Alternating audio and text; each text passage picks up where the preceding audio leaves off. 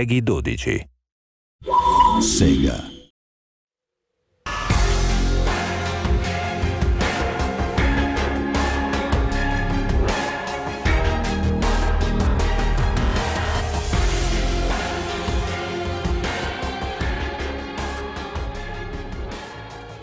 Strategy has an important role in every single race. After all, the fastest car doesn't always win.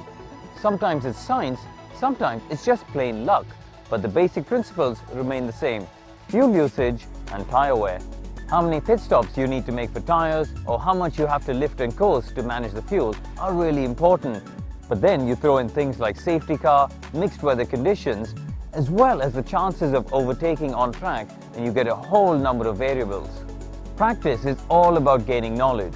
Use the time wisely. You've got plenty of it for the drivers, the teams, and the engineers to learn everything they need ahead of qualifying and the race.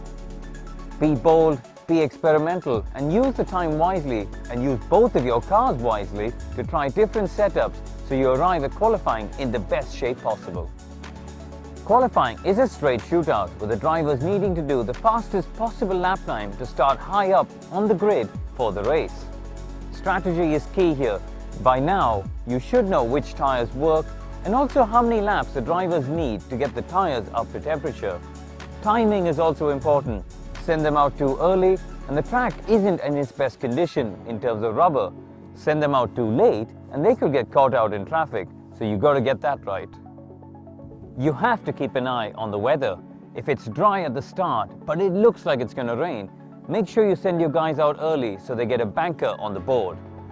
Conversely, if it's wet at the start, you've got to make sure you're there at the end to get the last lap on the board.